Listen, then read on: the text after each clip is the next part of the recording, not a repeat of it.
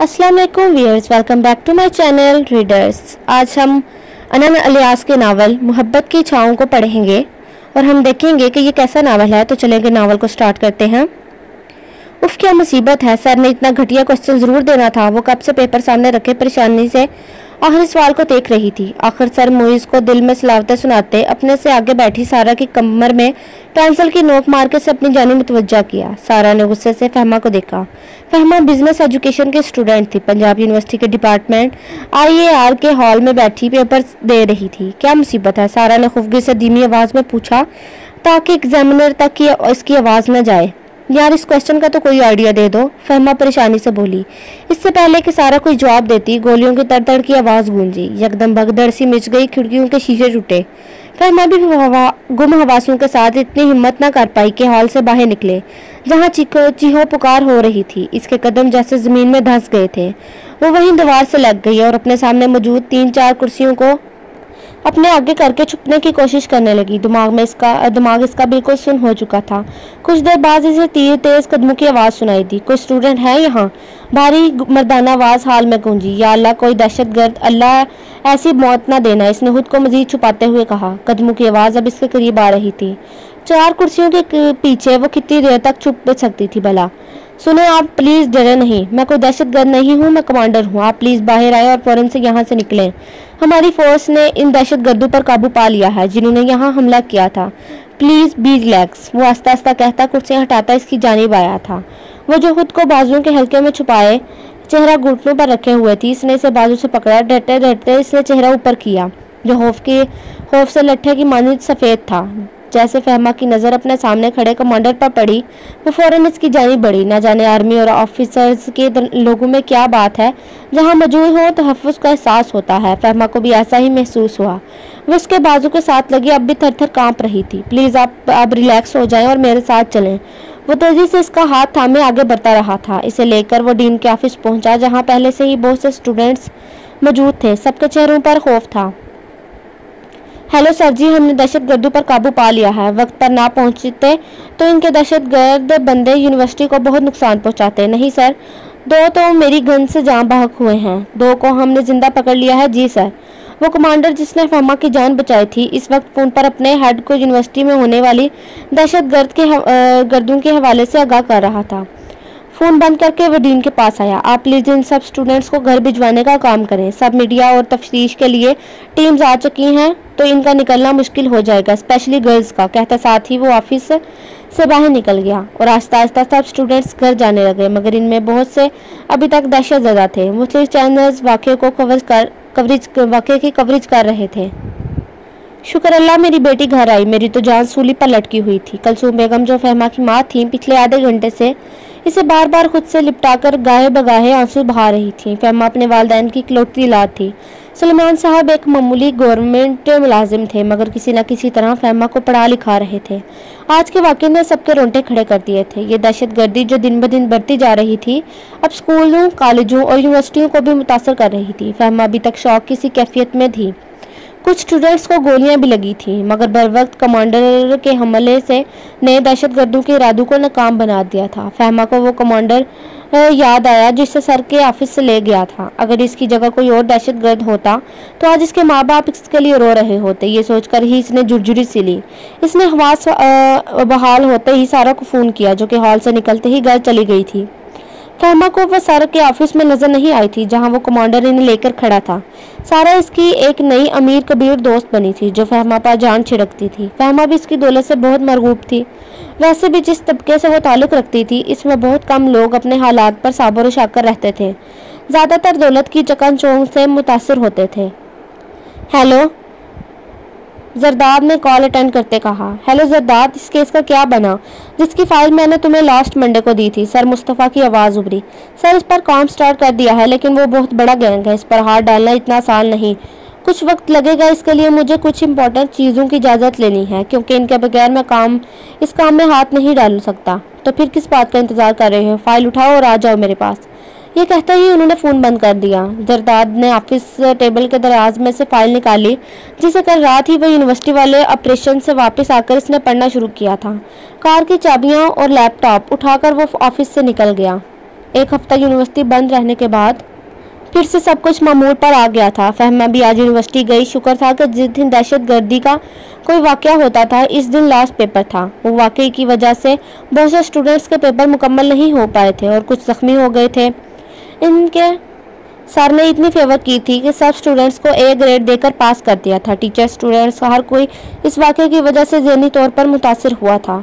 किरण सारा नहीं आई कि आज 2 पीरियड गुजर चुके थे जब फहमा ने किरण से सारा के मुतल्लिक पूछा। सारा से दोस्ती करने से पहले किरण की इससे बहुत अच्छी दोस्ती थी, मगर सारा से दोस्ती के बाद वो बाकी सबसे कट गई थी। और तभी ही मैं तो कहूँ, आज मेरे साथ क्यों बैठ गई? आई होगी हमेशा की तरह क्लासेस बंक करके किसी के साथ डेट पर गई होगी। मुझे समझ नहीं आती तुम क्यों इसे दोस्ती ख़त्म नहीं कर देती। पता नहीं क्या पट्टी बांधी है इसने तुम्हारी आंखों पर, किरण ने इसे जलाते हुए आखिर में समझाया। यार प्लीज़, किसी के करैक्टर के बारे में बात नहीं करनी चाहिए। वैसे भी इसने खुद मेरी जानी दोस्ती का हाथ बढ़ाया था। मेरे सामने तो इसने कभी ऐसी एटीट्यूड नहीं शो किए जैसे तुम करती हो। फहमा ने बुरा मानते हुए कहा। वो किसी से सारा की बुराई नहीं सुन सकती थी। किरण ने तासर से इसके हसीन और मासूम चेहरे को देखा। गहरी बड़ी बड़ी आंखें, खूबसूरत तराशीदा होंठ, छोटी सी नाक, कश्मीरी जैसी सफ़ेद और गुलाबी चमकदार रंगत, जो राह चलते लोगों को अपनी जानिब मुतवज्जा करे, मगर वो हमेशा अपनी खूबसूरती से बेअज़ न्याज रहती थी। दुपट्टे के हाले में चेहरा हमा वक्त लिपटा रहता। सारा इसके अपोजिट थी, जीन्स और टी शर्ट में हर वक्त अपनी नुमाइश करने वाली। न जाने सारा जैसी दब्बू लड़की में उसे क्या नजर आया जो हर वक्त इसके साथ साए की तरह रहने लगी थी। फहमा की सब पुरानी फ्रेंड्स इसे समझा चुकी थी, मगर सारा की दोस्ती दौलत इसे अपनी जानिब खींचती थी। वो इसकी दोस्ती को अपने लिए एजाज़ समझती थी। चलो ना यार, आज मेरे घर कितनी ही मरतबा माम ने तुमसे मिलने का कह चुकी हैं, लेकिन तुम्हारा तो नखरा ही ख़त्म नहीं होता। आज फिर से सारा पर फहमा को घर ले जाने का दौरा पड़ा था। वो दोनों इस वक्त फ्री पीरियड में कैफ़े में बैठी हुई थी। सारा ने अपनी मॉम से फहमा की इतनी तारीफ़ें की थी कि वो कब से फहमा से मिलने को बेचैन थी। हालांकि फहमा ने सारा को बहुत मरतबा बताया था कि इसे किसी दोस्त के घर जाने की इजाज़त नहीं। यार आई प्रॉमिस, मैं तुम्हें टाइम पर वापस ले आऊँगी। तुम्हारे अब्बू के आने से पहले किसी को पता भी नहीं चलेगा। सारा ने फिर से उकसाया। और ये सच है कि बुराई की जानिब जब आप एक कदम उठाते हैं तो इस बुराई को छुपाने में ढेरों तावीलें आपके पास मौजूद होती हैं। वो बड़े कदम वापस नहीं आती। इसने पहली मर्तबा दिल में अपने माँ बाप से झूठ बोलने का इरादा किया, इस बात से अनजान कि माँ बाप से झूठ बोलने का नुकसान कुछ लोगों को ताउम्र भुगतना पड़ता है। इसने आखिर सारा के सामने हथियार डाल दिए। उसके साथ यूनिवर्सिटी से बाहर आ गई।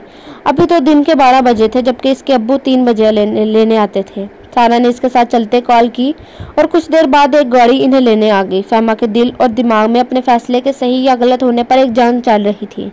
दिल कह रहा था कोई बात नहीं, बहुत सी लड़कियां ऐसे करती हैं, ज़रूरी थोड़ा है तुम नुकसान उठाओ। और दिमाग तावीलें दे रहा था कि यहीं से वापस लौट जाओ, अभी भी वक्त है। इसने दिमाग की जानिब से कान कुछ देर के लिए बंद कर लिए।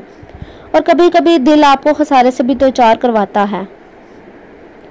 सारा का घर देखकर वो दंग रह गई। पहली मर्तबा डिफेंस में आई थी और यहाँ पर बनी कोठियाँ देखकर वो वाकई ये सोचने पर मजबूर हो गई थी कि क्या ये मुल्क कर्जों में जकड़ा एक गरीब मुल्क है। घर क्या वो तो महल मालूम होता था। सारा इसकी आंखों की हैरत देखकर पड़ चुकी थी। इससे पहले कि वो इससे कोई बात करती, इसके सेल पर कॉल आई। हेलो, हाँ भाई, फाइनली आज काम हो गया। बहुत पड़े बेले हैं मैंने इस काम के लिए। ट्रीट तो पक्की है ना? हाँ बस हम पहुंचने वाले हैं। सारा के अजीब से कहके पर फहमा ने पहली मर्तबा नागवारी से इसे देखा, जो स्किन टाइट शर्ट और जीन्स में मलबूस थी। गाड़ी जैसे इसके घर में दाखिल हुई, वहाँ पहले से मौजूद 3 गाड़ियाँ देखकर फहमा दंग हो गई। वाओ अल्लाह जी, किसी के पास एक भी नहीं है और किसी के पास गाड़ियाँ और दौलत की रेल पेल। इसने दिल में अल्लाह से शिकवा किया। सारा इसे डाइनिंग रूम में ले आई, जहाँ पहुंचकर फहमा को लगा वो किसी फर्नीचर की दुकान में आ गई हो। हर चीज़ महंगी और उम्दा। तुम बैठो, मैं माम को बुलाती हूँ। सारा इसे सोफे की जानिब इशारा करके बैठने का कहकर खुद दूसरे कमरे से बाहर निकल गई, जो यकीनन घर के रहायशी हिस्से के साथ मुंसलिक था। थोड़ी देर बाद फहमा अपने माम के साथ वापस आई थी। Oh hello darling, it's great to see you here. शुक्र आज तुम आ गई। कब से सारा कह रही थी कि तुम्हें लेकर आएगी और मैं तुमसे मिलना भी चाहती थी। सारा की माम तो बेहिजाबी में सारा से भी आगे थी। स्लीवलेस साड़ी में अगले खुले गले और छोटे से पल्लू के साथ जब वो फहमा के सामने मिलने आ गई तो फहमा को अजीब सी कराहियत आई, मगर वो तो ऐसे फहमा से लिपटी जैसे वो इसकी बिछड़ी बेटी हो।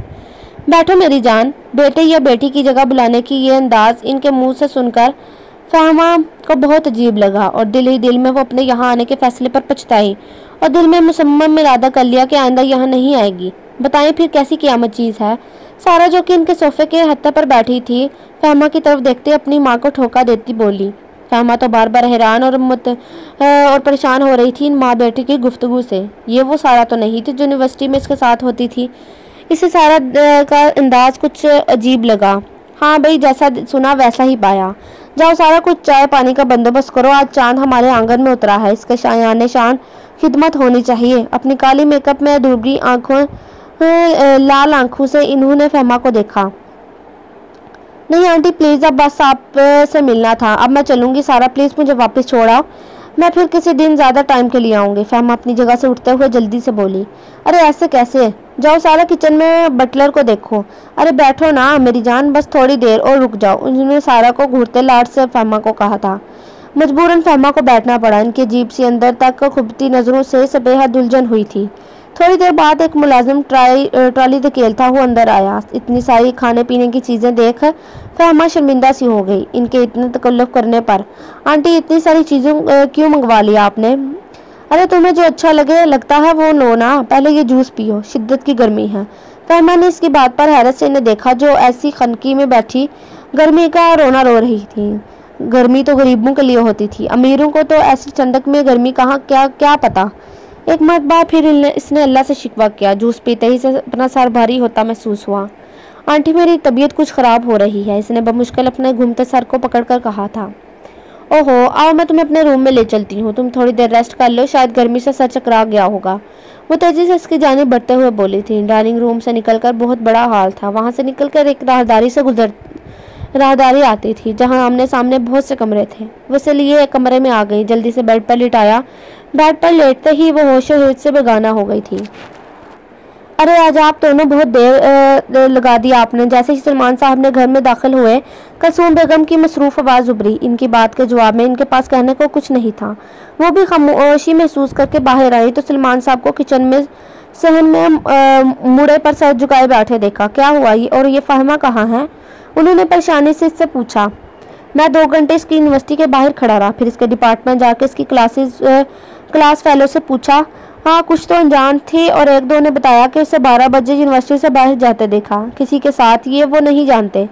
इंतहाई परेशानी और मायूस कुन अंदाज में उन्होंने बताया था। कलसूम बेगम तो दिल पर हाथ रखकर वहीं बैठ गई। आप पुलिस में रिपोर्ट करवाइए, कैसे हो सकता है? मेरी फ़ाहिमा वो दाढ़े मार मार कर रोने लगी।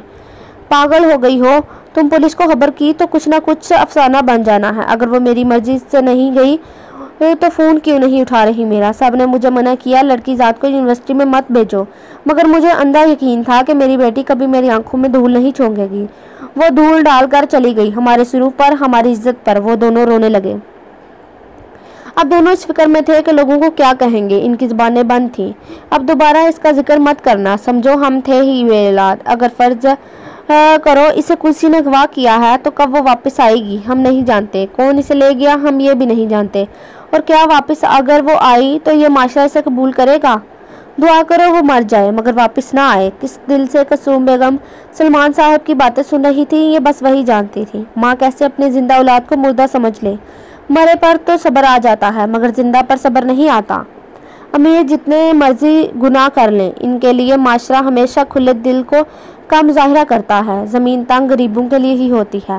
वो ये बात आज अच्छी तरह से जान गई थी। इन्हें अब बेटी से ज़्यादा माशरे की बातों का गम सता रहा था। हाँ भाई, इस केस पर कितना काम किया? सर मुस्तफ़ा कुछ देर पहले इसके ऑफिस पहुँचे थे।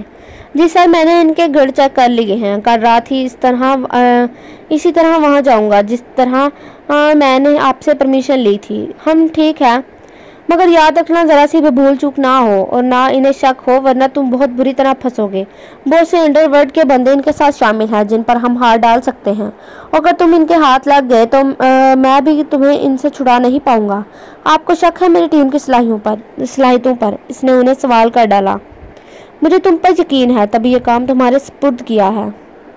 हर अल्लाह तुम्हें कामयाब करे। मेरे बेस्ट विशेस और हर हद तक जाने की सपोर्ट तुम्हारे साथ है। इवन तुम्हारे इलीगल हमलों को भी लीगल करवाना मेरा काम है। थैंक यू सर, बस आपकी सपोर्ट ही चाहिए थी।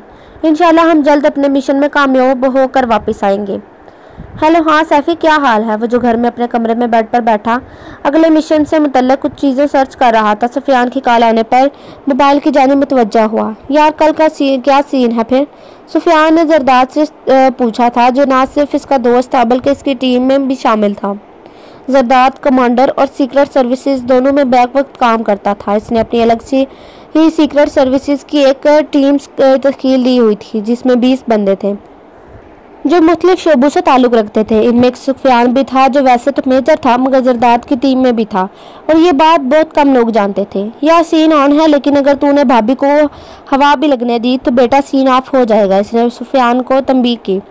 अरे नहीं यार, पागल हो गया, अगर उसे भनक भी पड़ गई हमारा नेक्स्ट प्रोजेक्ट की तो इसने मुझे घर से बाहर ही निकाल देना है। सुफियान के नक्शा खींचने पर जरदाद ने कहकर लगाया, यार तो कितना डरता है अपनी बीवी से। जरदाद ने इसका मजाक उड़ाया।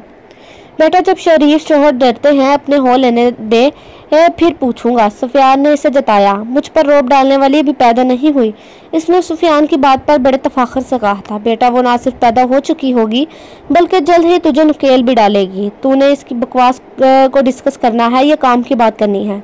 जरदाद के बनाने पर अब सुफियान ने कहकर गया था, तू जब लाजवाब होता है ना तब रोब डालना शुरू हो जाता है। अच्छा ये बता, गाड़ी का अरेंज हो गया है क्या? सुफियान अब संजीदा हुआ। हाँ यार, बसात को कहा था, तुझे तो पता है इसका कज़न पुलिस में है। उन्होंने नंबर प्लेट जाली लगाकर गाड़ी तैयार करवा दी है और चौकियों पर वो नंबर दे दिया है कि इस गाड़ी को गुजरने दें। ग्रेट, चल फिर कल मिलते हैं। With new look. ओके, अल्लाह की अमान में, ये कहते साथ ही इसने फ़ोन बंद कर दिया। जिस वक्त फहमा की आंख खुली तो इर्द गिर्द हर चीज़ अजनबी महसूस हुई। कीमती बेड जिस पर वो मौजूद थी, सीधे हाथ पर शीशे की मेज़ और साथ ही सोफे थे। बाईं जानिब ड्रेसिंग टेबल जिस पर ढेरों कॉस्मेटिक पड़ी हुई थी, मगर कमरे में एक नागवार सी बदबू थी जिसे वो कोई नाम ना दे सकी। एकदम झटके से उठी, फिर याद आया कि वो तो सारा के घर आई थी। तो फिर अभी वो अपने इस कमरे में मौजूद होने की वजह तलाशती के दरवाजे पर खटका हुआ। सारा की मॉम दरवाज़ा खोलकर अंदर दाखिल हुई थी। शुक्र मेरी जान को होश तो आया। वो मुस्कुराते हुए आगे बढ़ी। आंटी प्लीज़, मुझे अब बहुत देर हो गई है, घर छोड़ें। सामने घड़ी पर 6 का वक्त देखते वो परेशान हुई। उठते साथ ही बोली, वो कि नकाहत से अभी भी बुरा हाल था। अरे मेरी जान, तुम्हें मेरे घर में एक रात और एक दिन हो चुका है। तुम कल मेरे घर आई थी और अब फिर ऐसी बेहोश हुई कि आज आंख खुली। इसके बेहंगम कह के और अल्फाज ने फहमा को गुमसुम कर दिया। ये कैसे हो सकता है? इसकी बात पर वो अजीब से मानी खेजी से मुस्कुराई थी। अरे मेरी भोली चुड़िया, ये देखो, कल 10 अगस्त थी और आज 11 हो चुकी है। उन्होंने अपना मोबाइल इसकी जानिब बढ़ाया जिस पर दिन और तारीख दोनों चमकते इस औरत की बात की तस्दीक कर रहे थे। मेरे खुदा, मेरे माँ बाप का क्या हाल होगा? ये सोचते साथ ही इसने अपने बैग का ख्याल आया। मेरा बैग कहाँ है? मैं अपने पेरेंट्स को इन्फॉर्म तो कर दूँ, इसने इसकी जानिब देखते हुए पूछा। ऐसे कैसे तुझे दे दें? इतनी मेहनत से तो तुझे यहाँ लेकर आए हैं। इनके अजीब से तर्ज मुखातब पर वो भौंचार रह गई। क्या मतलब आपका? क्या कहना चाहती हैं आप? इसने दिल में सर उठाते खदशे से नज़र चुराई थी। तेरे हुस्न की तो बड़ी बड़ी कीमतें लगवाएंगे। मैं तो कोई सारा की माँ नहीं हूँ, मैं मेहनुनिसा बाई हूँ। सारा तुझे हमारे लिए लेकर आई है। अब हम जाने तो जाने, वो तेरे गाहक।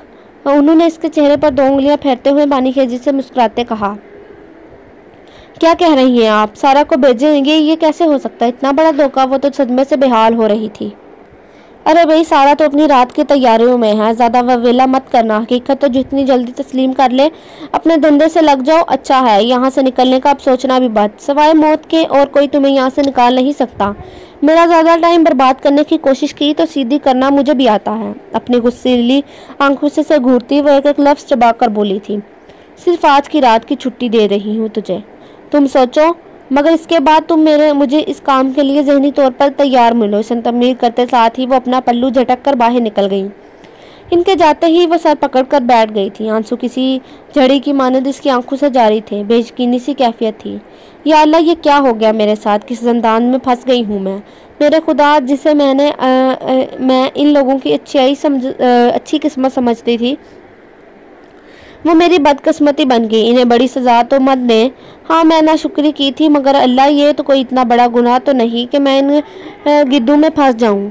ऐ अल्लाह मेरी मदद फरमा, मेरे माँ बाप पर क्या गुजर रही होगी। हाँ, मैं मानती हूँ कि मैंने ज़िंदगी में पहली मरतबा अपने माँ बाप को धोखा दिया, मगर अल्लाह जी आप तो रहीम और करीम हैं। आप क्या जानते हैं कि मैंने किसी गलत नीयत या किसी लड़के के चक्कर में नहीं किया ये सब। प्लीज़ मुझे माफ़ कर दें और गंदगी के इस ढेर से निकाल लें, मेरी असमत को बचा लें। वो सजदे में गिरी रो रही थी, अल्लाह से दुआएं मांग रही थी। मैडम, वो जिनका शहरियार साहब ने बताया था वो दोनों रईसज़ादे आ चुके हैं। सुना है बड़ा बिजनेस है इनका। यहाँ यकीनन ये हमारे लिए मोटी आसामी साबित होंगे। जवाद, जो कि महरुनिसा बेगम का ख़ास मुलाजिम था, इसने लिविंग रूम में बैठी महरुनिसा को इतला दी। तो इन्हें बैठाओ जल्दी और अफशन से कहो तैयार हो जाए। सारा तो गई हुई है इस सेठ के साथ, नहीं तो इसी से इनका दिल बहलाने का कुछ सामान करवाती। खैर तू जाओ, जैसा कहा है वैसा कर। जवाद अच्छा जी कहता बाहर की जानिब दौड़ा।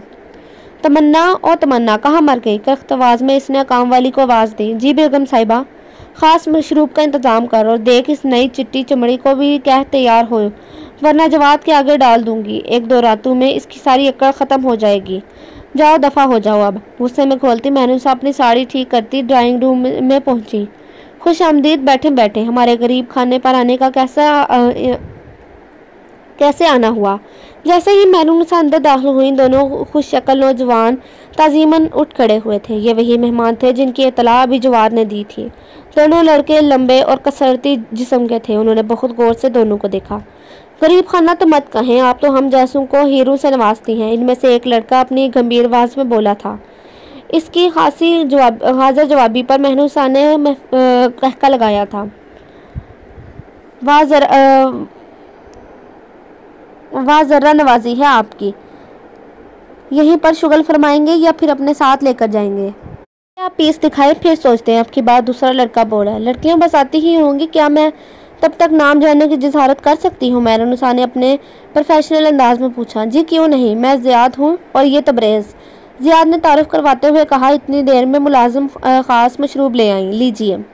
महरुनिसा ने मुलाजमा को इनकी जानिब मशरूब बढ़ाने का इशारा किया। नहीं प्लीज़, अभी नहीं। शराब का मज़ा तो महबूब के शबाब के साथ ही आता है। महबूब हमारा कोई है नहीं, लिहाजा अभी तो रहने ही दीजिए। ज़ियाद की जहानत ने महरुनिसा को एक बार फिर मुतासर किया। ले आओ लड़कियों को। वह सारी राती बाहर चली गई। जाओ तमन्ना, कोल्ड ड्रिंक लेकर आओ। कुछ देर बाद वो लड़कियां डाइनिंग रूम में आईं। इनमें फहमा नहीं थी। महरुनिसा का पारा हाई हुआ, मगर इस वक्त इसे खुद पर जब्त करना था, वरना दिल तो कर रहा था अभी जाकर इसकी बोटी बोटी चील कब्बों को आगे डाल दे। जी तो आप बताइए, मसनूई मुस्कुराहट सजाए इसने इनसे कहा। हम इन्हें ले जाना चाहते हैं, अगर आपकी इजाज़त हो तो। इन्होंने महरुनिसा को देखते हुए पूछा। ज़रूर ज़रूर, आज की रात ये आपकी मेहमान है। इसने खुशदिली से इजाज़त दी। अरे कोल्ड ड्रिंक, उन्होंने उठते देखकर वो तेज़ी से बोली।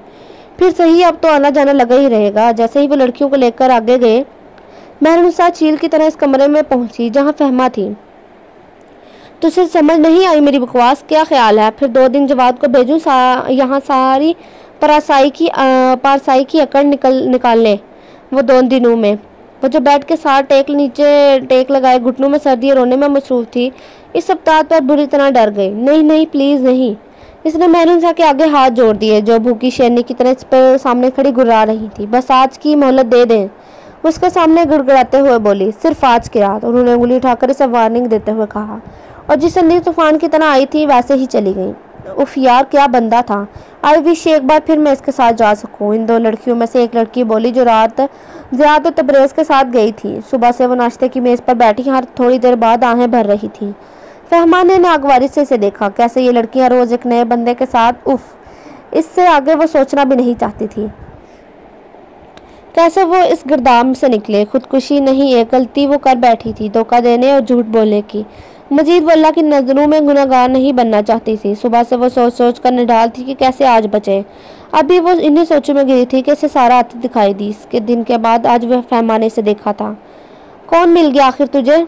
इसने सिगरेट के कश लगाते कहा। फहमा ने नफरत से इसकी जानिब देखा। बस एक प्रिंस चार्मिंग था, साइड पोस्ट ही ले सकी हूँ, इसका दिखाती हूँ तुम्हें। इस लड़की ने अपना मोबाइल निकालते हुए कहा, जिसे सब टीना के नाम से जानते थे। ये देखो। जैसे इसने सारा को दिखाया वो चौंकी। यार, ऐसा ही एक बंदा मेरे क्लब में है, मगर वो तो बहुत एटीट्यूड वाला है, लड़कियों से बात भी नहीं करता। अरे ये तुम्हारे वाला क्लब वाला ही तो क्लब में ही तो जाता है। टीना के कहने पर वो हैरान हुई। नाम बता। ज़ियाद। टीना के बताने पर इसकी बातें खिली। यही तो है फिर वो। मगर मैं हैरान हूँ, यहाँ कैसे आ गया? वो भी तय हैरान थी। आ जाएगा तो पूछ लेना। वैसे तो बड़ी तेज़ है, एक ही मुलाकात में इतनी इन्फॉर्मेशन ले ली। दोनों ने बेहंगम कहकर लगाते हुए हाथ पर हाथ मारा। फहमा को लगा इनकी आवाज़ें हथौड़े की तरह इसकी ये साथ पर बरस रही हैं। चुपके से 2 आंसू इसकी आंखों से बहे। Please sir. Hello sir, Zardad speaking. Zardad ने सर मुस्तफ़ा को कॉल की के लाइन पर आते ही बोला, हाँ भाई क्या रिपोर्ट है सर? अभी तो हमारी रसाई एक कमरे तक हुई है। मैंने टेबल पर रखे डेकोरेशन पीस को देखने की बहाने इसमें माइक्रोफिट फ़ोन फिट कर दिया है। आज रात फिर जाऊंगा, मज़ीद किसी रूम में जाने की कोशिश करूंगा। इसने कल की कारकर्दगी की तफसील बताई। Very well done sir. Mustafa बहुत खुश हुए। और सर सैफ़ी ने इससे अपना सिस्टम कनेक्ट कर लिया है। इसके अलावा 2 और बंदे भी इस पर काम कर रहे हैं। Super job, keep it up. और वहाँ जो डिस्कशन होती है इसकी रिपोर्ट मुझे देते रहना। Sure sir. Okay, talk to you later. कहते साथ ही उन्होंने फ़ोन बंद कर दिया। अब इसने सुफियान को फ़ोन मिलाया। आज रात अगर तूने कोई आए बाएं शाएं किया तो याद रखना वो हशर करूँगी कि अपनी शक्ल देखने को पहचानने से इनकार हो जाएगी। चिट्टी चमड़ी देखकर सोचा था पैसा बनाने की मशीन बन जाएगी। 3 दिन से हमें तिगनी का नाच नचा रही है तू। महरुनिशा शाम में इसके कमरे में आई थी और इसे आखिरी वार्निंग देते हुए बोली थी, मैं सब करूँगी जो आप कहेंगी, मुझे मेरा मोबाइल दे दे प्लीज़। हाँ हाँ हाँ, ऐसे मांग रही है जैसे टॉफ़ी हो। कितनी तो अच्छी है। हाँ, चपेड़ मारकर सारी मासूमियत बाहर निकाल दूंगी। इतना पागल समझा है ना हमें? मोबाइल दूं ताकि तू तेरे होते सोते तेरा सुराग पा लें। बंद कर बकवास। तू जो थी, जहाँ से थी, सब भूल जा। अब तू तो वाइफ बन चुकी है। अपनी करख्त आवाज़ में से बावर करवाती फहमा को वहीं छोड़ती चली गई। रात किसी भयानक नाग की तरह लग रही थी। इसे जो आते ही इसे निकल जाएगी। या अल्लाह, ये रात कभी ना आए ऐ मेरी ज़िंदगी में। वो अल्लाह जिसे वो सिर्फ शिकवे के लिए याद करती थी, अब कदम कदम पर याद कर रही थी। अपना भारी सर पकड़े अभी वो बेड्स के साथ नीचे ही बैठी थी कि एक लड़की एक इंतहाई वाहियात ड्रेस लिए इसे तैयार करने पहुंच गई। मरते क्या ना करते वो स्लीवलेस सूट इसने पहना। रात 9 बजे तक इस लड़की ने इसे तैयार किया। खुद को आईने में देखकर वो हैरान रह गई। इसने तो कभी लिपस्टिक तक भी नहीं लगाई थी। बहुत डार्क तो नहीं, फिर भी मेकअप की तरह से वो कोई और ही फहमा लग रही थी। तुम्हारे फीचर्स बहुत खूबसूरत हैं, मेकअप करने वाली लड़की ने कहा।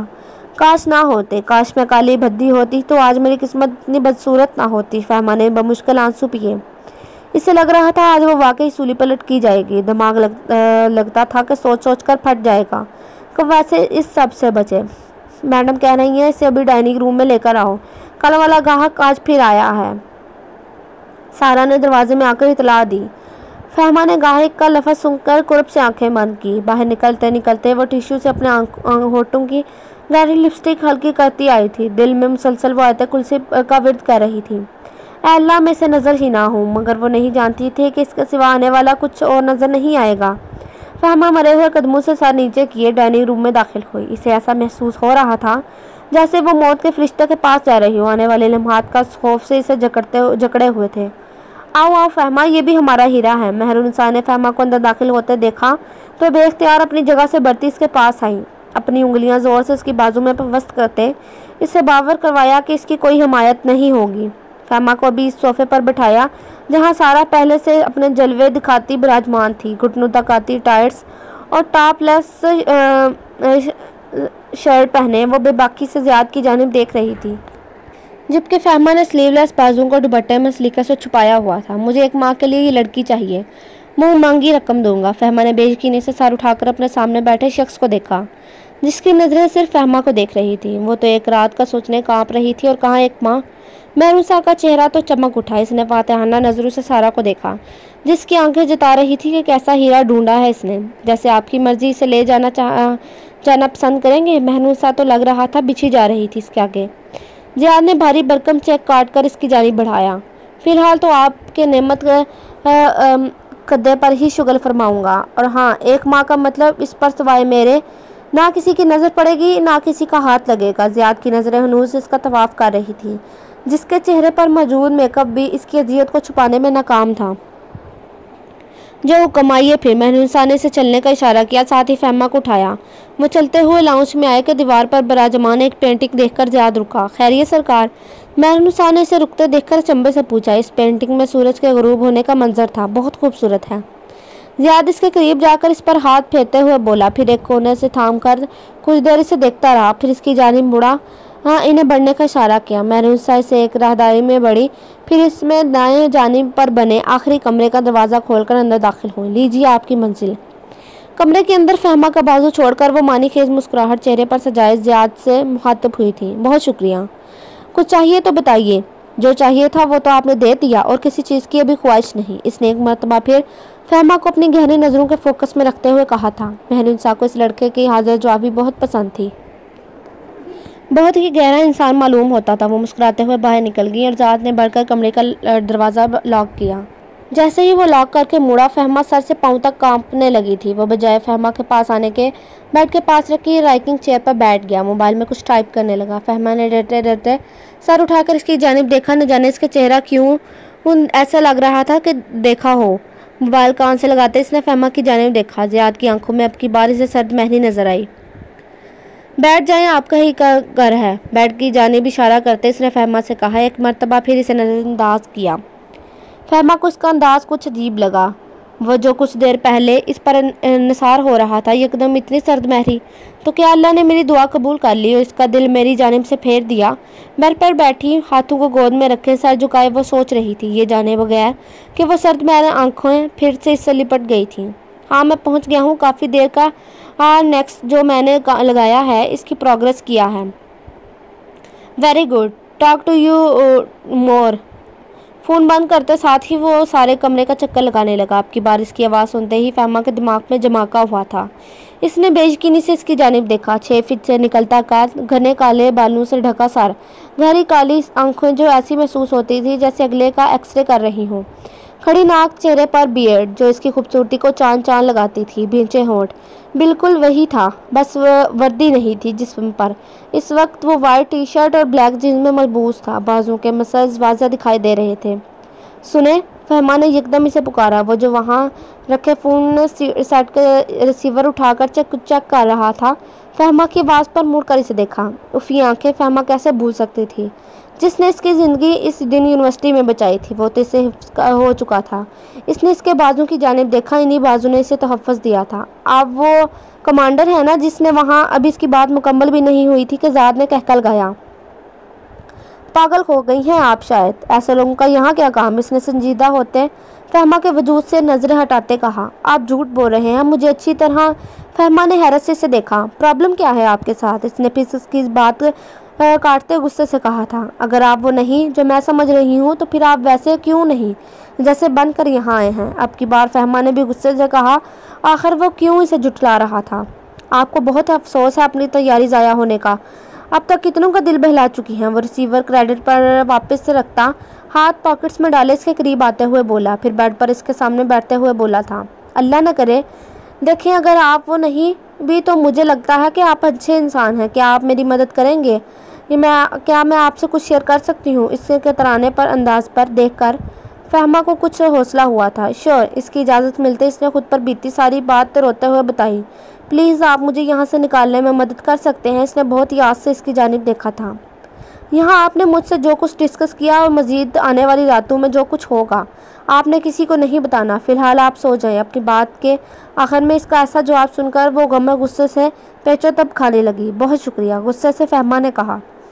थोड़ी देर बाद ज़ियाद लाइट ऑफ करके पास पड़े सोफे पर जाकर लेट गया और अपनी किस्मत पर रोने बैठ गई थी। मगर यह सुकून हुआ कि कम से कम कुछ अरसे तक इसकी गंदी गलीज नसरों से जान छूट जाएगी। जो कोई भी है कम से कम इसके लिए फरिश्ता बनकर आया है आज रात। यही सोचते खुद पर दुपट्टा फैलाए वो सो गई।